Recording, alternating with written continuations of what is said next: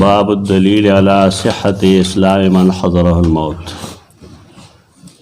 ما لم يشرع في النزع وهو الغرغرة ونسخ جواز الاستغفار للمشركين والدليل على أن من مات على الشرك فهو من أصحاب الجحيم ولا ينقذه من ذلك شيء من الوسائل.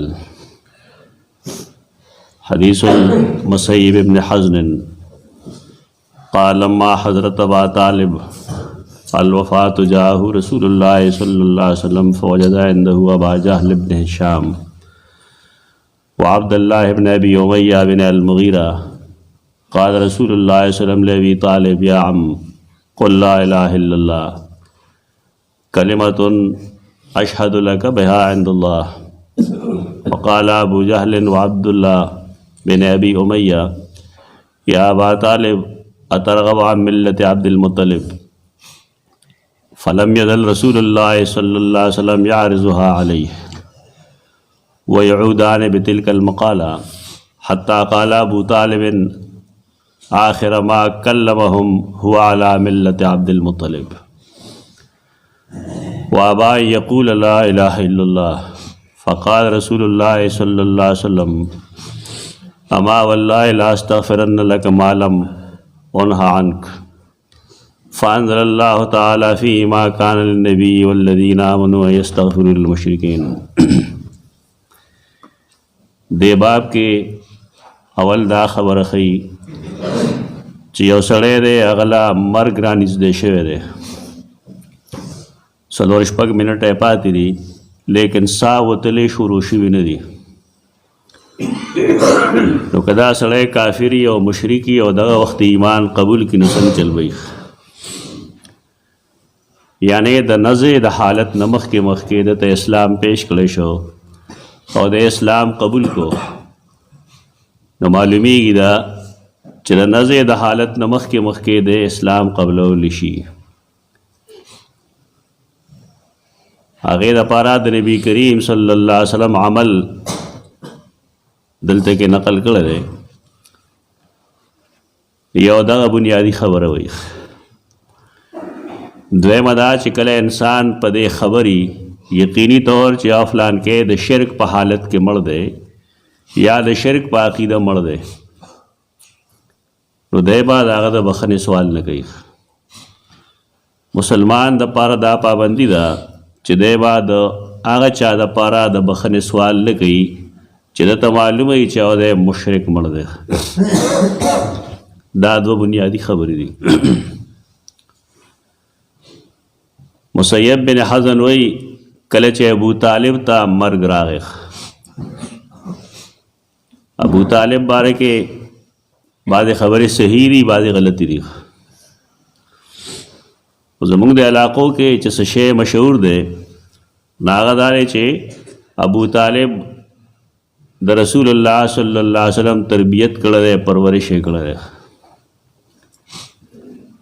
مونږ چې زوړ تاریخ ته لړ شو یعقوبی وغیرہ ته ټول نه قدیمی تاریخ ابن جریر نه مخکې تاریخ یعقوبی دی. د هغې ټولو کتابونو کې دا خبره داسې نه ده څنګه چې خلک وایي. د عربو رواج دا و چې کله به څوک مشر مړ کېدو نه به د خاندان مشر پخپله متعین کو چې زما نه وروسته به د خاندان مشر څوک وي. عبدالمطلب چې مړ کېده نو هغه خپل وصي چې چاته وصیت کړی او مشر کړی او نا زبیر و دا د رسول الله صلی الله علیه وسلم مشر تر دی ابو طالب نه مشر دی. نو کم خلک چې دا وایي چې ابو طالب پرورش نه دی کړی هغې لومبنی دلیل دغه وایي چې کله زبیر د هغه وصي شو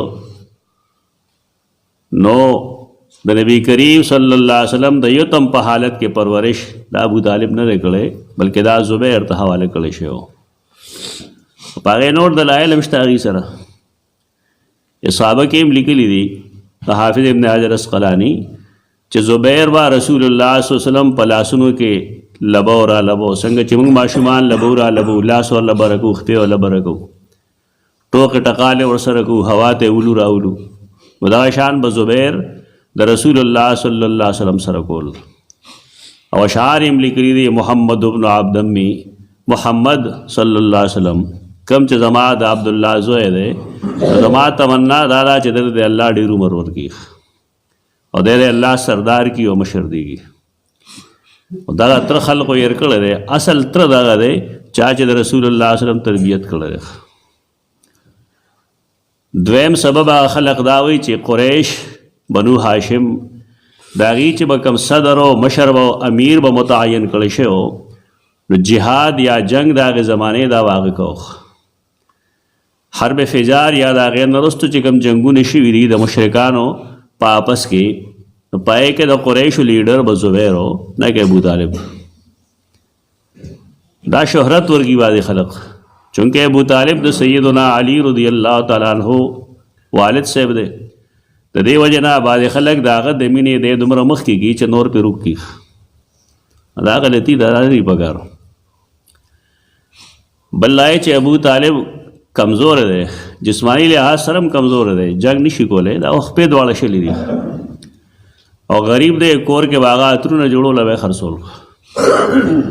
زبیر پهلوان دی مضبوط دی په دې وجه دا ممکن نه ده چې ابو طالب د رسول الله صلی الله علیه وسلم تربیت کړي یا پرورش کړي. ابو طالب خپل بچي دا غربت دومره چې هغه به نورو ترونو سره رسول الله صلی الله علیه وسلم د ابو طالب د دوو زامنو تربیت کړی جعفر او سیدنا علی. هغه غریب و دا قصه مشهور دي مونږ د نه خامخا دینی مسله نه جوړو خدا وایي چې دا تاریخ داسې نه چې پرې داسې ایمان راوړه چې بل څوک څه وایي نو ته دا ګناه دی ګنده هغې خلقو سره کافي دلایل دي.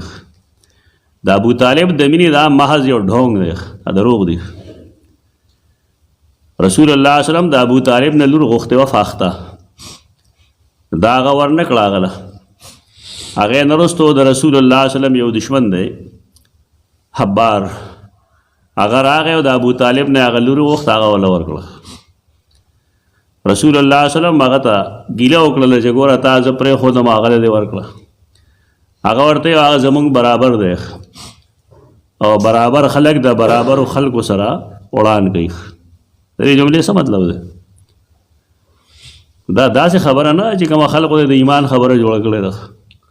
د ابو طالب تیاره سایډ زم شته دی د هغه هېڅ مینه نشته رسول الله صلی الله علیه وسلم سره. هغه که څه کوي بالفرض د رسول الله صلی الله علیه وسلم د حفاظت یا د هغه په سر د ودرېدو نو د هغې وجه د هغې قبایلي نظام دی.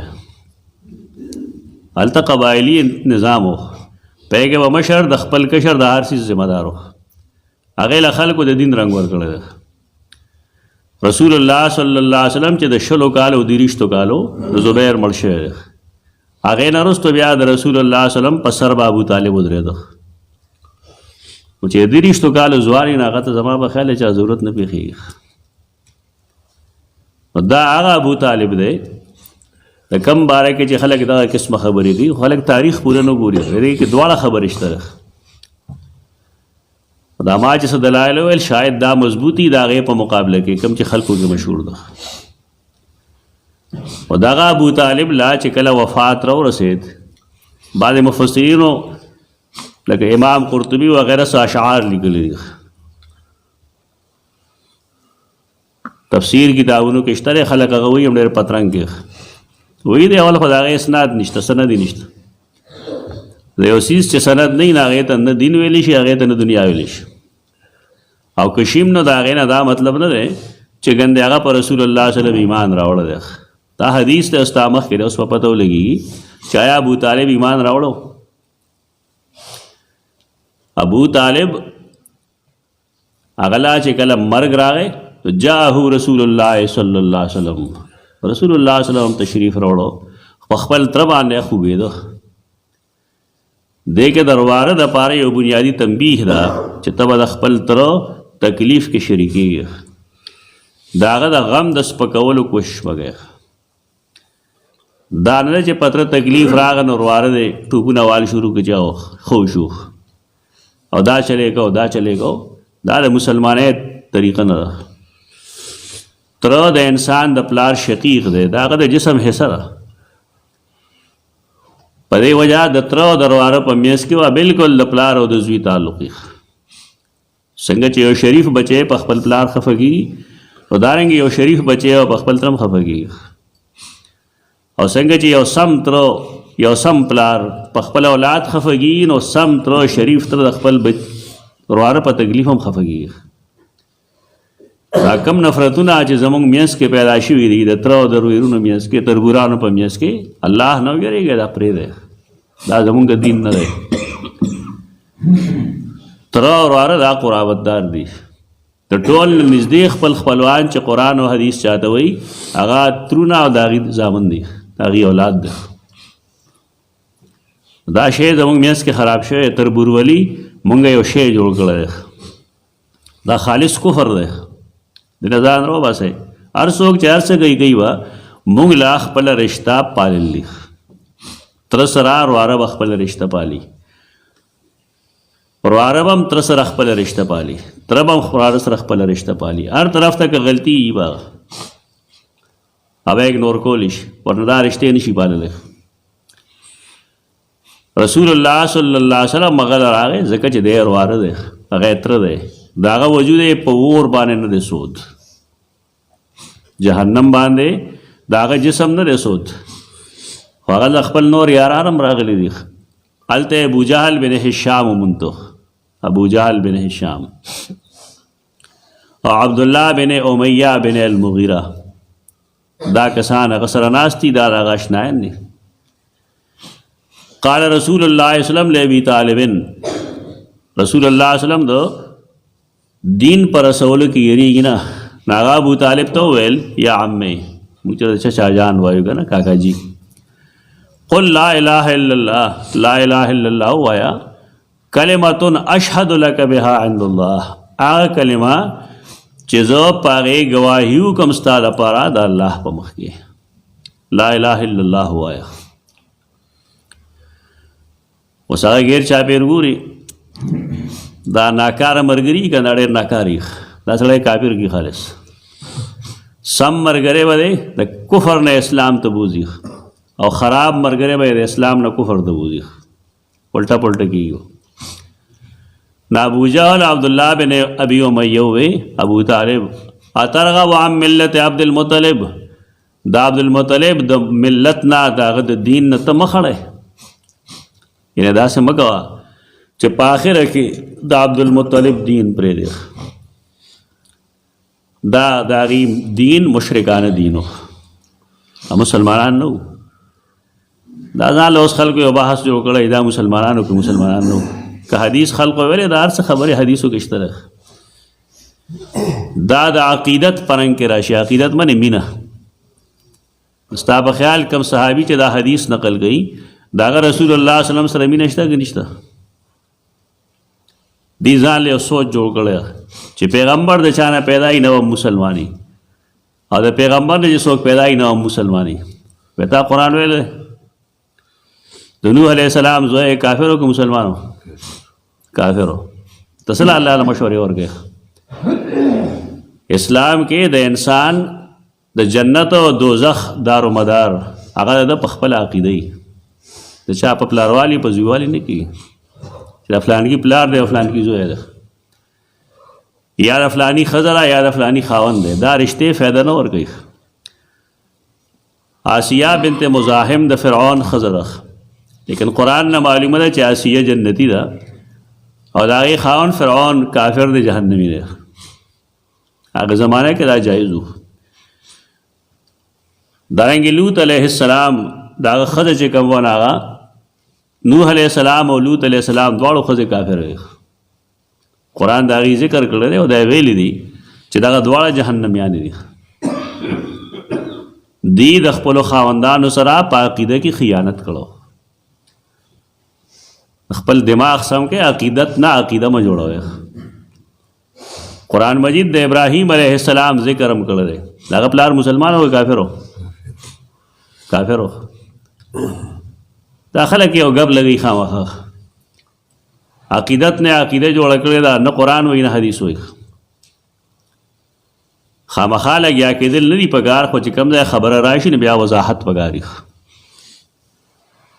ملت د عبدالمطلب کې شرک موجود و او دغه علاقو کې دین د ابراهیم علیه السلام راغلو. دا زمانه نه ده چې د فطرت ته پیغمبر نه لېږلی شوی، پیغمبر نه لېږلی شوی، لیکن دین د ابراهیم علیه السلام راغلو. ولې قریش ګیرې هغې ساتلې، ماشومان یې سنتول، هغې ولې د خانه کعبې طواف کو؟ دا ټول څیزونه خو هغې کې موجود دي. دین د ابراهیم علیه السلام را رسېدلو،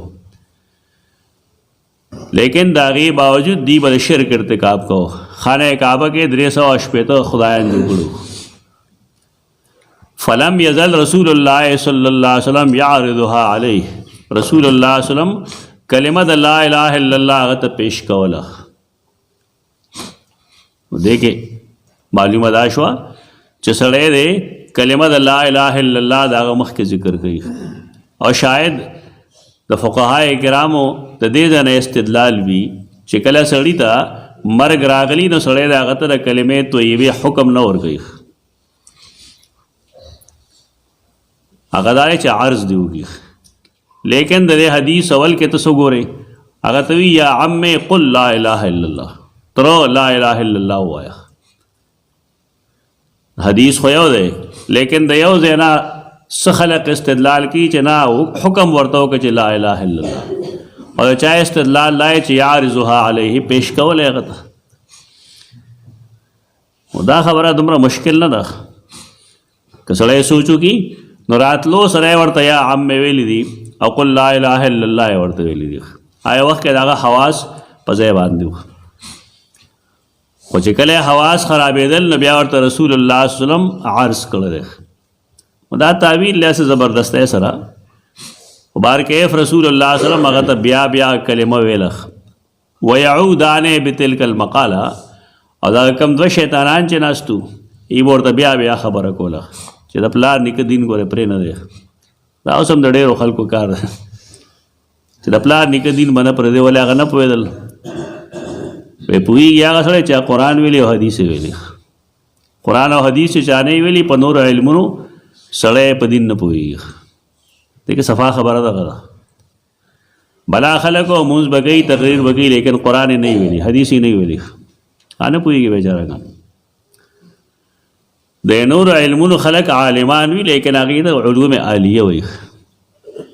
اما قاصد نه دي، مقصد قرآن او حدیث ده.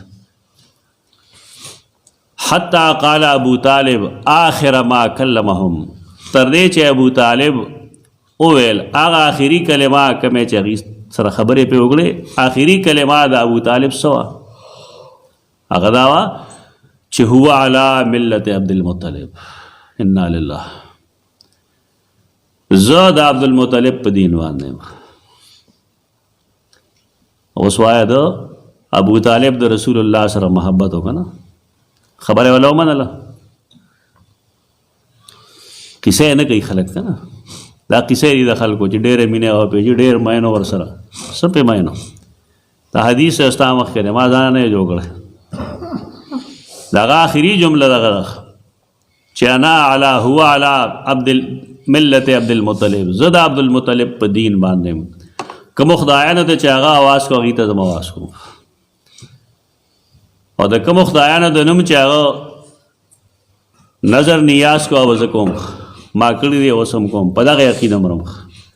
دا دلیل شته دی چې دا سړی د اسلام په عقیده نه دی مړ.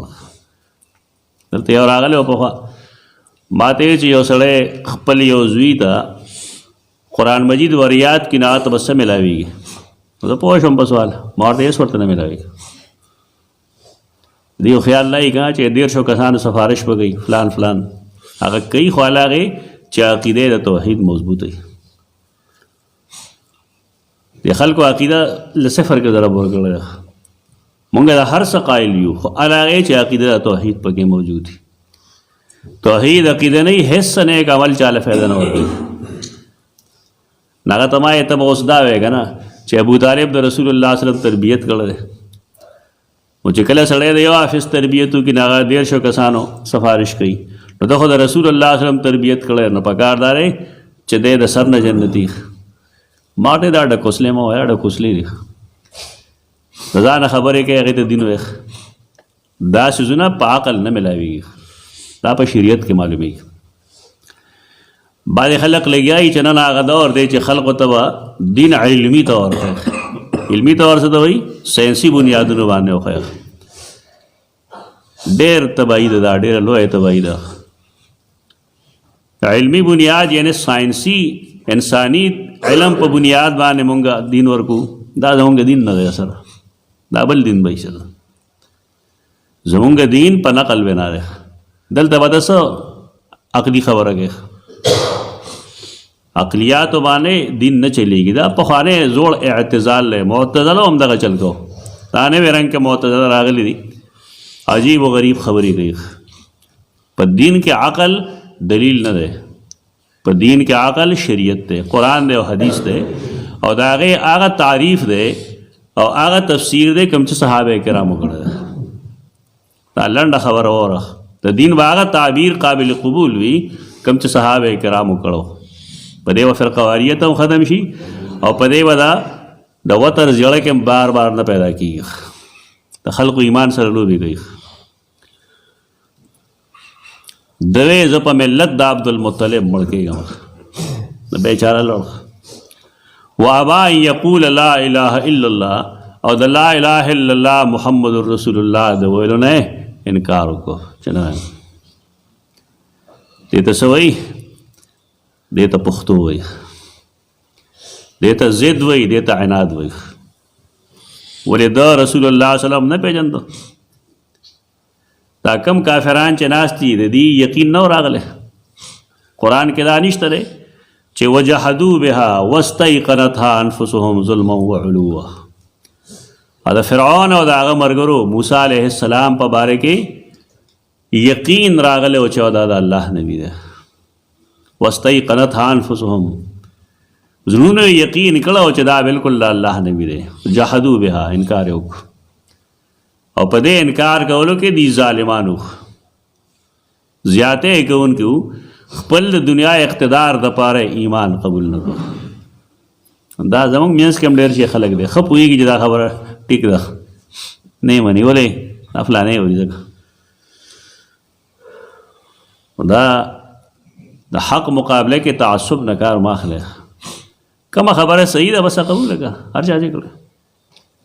ورنه سړی د دنیا نه بیا بې ایمانه دی، نعوذ بالله منه. دی ښه پوهېږي، ابو جهل هم پوهېږي، مغیره هم پوهېږي، امیه هم پوهېږي. فقال رسول الله صلی الله علیه وسلم، دا دلیل مونږ ته ملو شه دې خبرې چې ابو طالب مسلمان نه دی مړ. ابا ان یقول لا اله الا الله، هغه د لا اله الا الله د ویلو نه انکار کړی دی او هغه شرکي کلمه باندې مړ دی. رسول الله صلی الله علیه وسلم رحمت للعالمین دی. هغه بیا خپل تر نه دی خو خپل وخت هغه ورته وویل اما والله لا استغفرن لك ما لم انه عنك، زما دې په الله قسم زه به ستا لپاره خامخا د خپل رب نه بخښنه غواړم. الله ته به وایم چې الله تا معاف کړي، تر کومې چې زه د دې نه منع کړی شم. که الله زه منع کړم نو بیا به زه منع کېږم. دې ته څه وایي؟ دې ته د واره د خپل تر سره مینه وایي. زمونږ ورونه هم داسې دي، کئی نه الله دې مضبوط کړي او که نه نه الله دې ورله د نیک هدایت ورکړي. دا تربیت چې کوم دی دا مین دی غلط کوي. کورنو کې مین دی که نه، د رونو په میانځ کې اختلاف چې کوم پیدا کوي نو دا مین دی کوي. د دې رونو ښځې چې وي که نه دا شیطانه هغې کوي. او زمونږ د اکثرو خاوندانو غوږونه کچوي نو چې خپله ښځه ورته څه ووایي نو دی هغه مني. مرض خپل معلوم کړه، دا کمزوري لرې کړه ځان. ورونو سره او ورونو سره خلک پنجازمایي نه کوي. زمونږ خاندان جوړېږي د دغې کسان نه. زمونږ نه د الله حکم باندې څه کار شته، نه هم د رسول په حکم څه کار شته دی. د دې وجې زمونږ ټول خلک ماماګانو ډېر مایلي، مور طرف ته ډېر مایلي. تباهي دغه ده. دا مطلب نه چې ای سره د ښه تعلق نه ساتي، ښه تعلق دې ساتي، خدمت دې کوي، لیکن میلان به تر طرف ته ډېر. دا پښتنو عجیبه خبرې دی. وایي د تره په رشته کې د پلار په رشته کې واده کول صحیح سره زر. دا وایي داسې خو صرف رشتې راباندې. د مور رشتې ته څه وایي سپین زر او نور ته کوټ بنګار وایي.